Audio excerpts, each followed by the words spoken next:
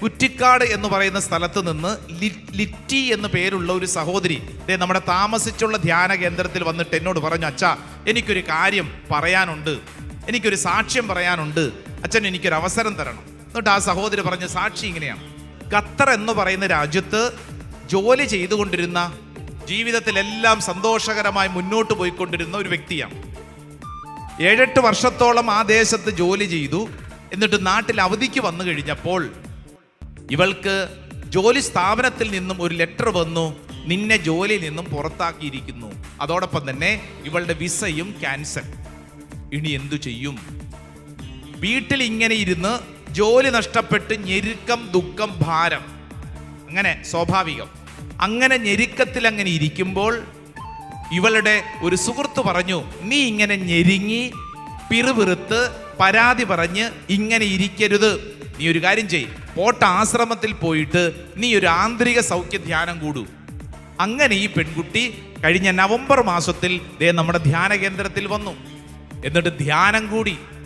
ഈ പെണ്ണ് ചെയ്ത പ്രവൃത്തി എന്താണെന്നറിയോ?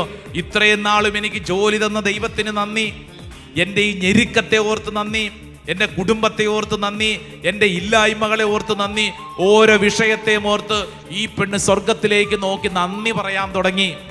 ഈ പെണ്ണോട്ട് പറയാണ്, അച്ചോ അത് കഴിഞ്ഞിട്ടുള്ള 21 days ചില വചനങ്ങളൊക്കെ പറഞ്ഞ് ഞാൻ പ്രാർത്ഥിക്കാൻ തുടങ്ങി. വലിയ ഞെരുക്കം, വലിയ ഭാരം, പക്ഷേ എൻ്റെ ഉള്ളിൽ ശക്തമായൊരു പ്രചോദനം ദൈവം എനിക്ക് തരും, ദൈവം എനിക്ക് തരും. അച്ചോ ഞാൻ പ്രാർത്ഥിച്ചു, ഇതാ ഞാൻ കുവൈറ്റ് എന്ന് പറയുന്ന രാജ്യത്തിലേക്ക് നല്ല ശമ്പളത്തോടുകൂടി കർത്താവ് എന്നെ ഇതാ ഉയർത്തിയിരിക്കുന്നു. ഒന്ന് കൈയടിച്ച് ഈശോയ്ക്ക് നന്ദി പറഞ്ഞേ. ഹല്ലേലൂയാ, ഹല്ലേലൂയാ. ഈ ദിവസങ്ങളിൽ ആ രാജ്യത്തേക്ക് പോവാണ്, നന്ദി പറയാൻ വന്നതാണ്.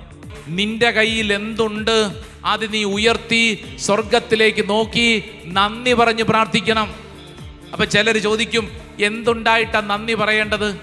നീ ഇന്ന് കടന്നു പോകുന്ന അവസ്ഥ എന്താണോ അതില്ലായ്മയാണ്, അത് ഉയർത്തിക്കോണം. നിന്റെ ശാരീരിക വേദനയാണ്, അത് ഉയർത്തിക്കോണം. നിന്റെ കഷ്ടപ്പാടാണ്, അത് ഉയർത്തിക്കോണം. നിന്റെ ഉറക്കമില്ലായ്മയാണ്, അത് ഉയർത്തിക്കോണം. സ്വർഗത്തിലേക്ക് നോക്കി നന്ദി പറയുമ്പോൾ നിന്റെ മുമ്പിൽ കർത്താവ് 10,000-ങ്ങൾക്ക് വീതം വെച്ച് കൊടുക്കാൻ തക്കവണ്ണം, മറ്റുള്ളവരുടെയും നിന്റെയും ജീവിതത്തിൽ തൃപ്തിയാകോളം തക്കവണ്ണം നിനക്ക് വേണ്ടി കർത്താവ് പ്രവർത്തിക്കും. അതിനെയാണ് അത്ഭുതം എന്ന് പറയുന്നത്. വലതുകരം ഉയർത്തി ഒച്ചത്തിൽ പറഞ്ഞ ഹല്ലേലൂയാ, ഹല്ലേലൂയാ, ഹല്ലേലൂയാ, ഹല്ലേലൂയാ.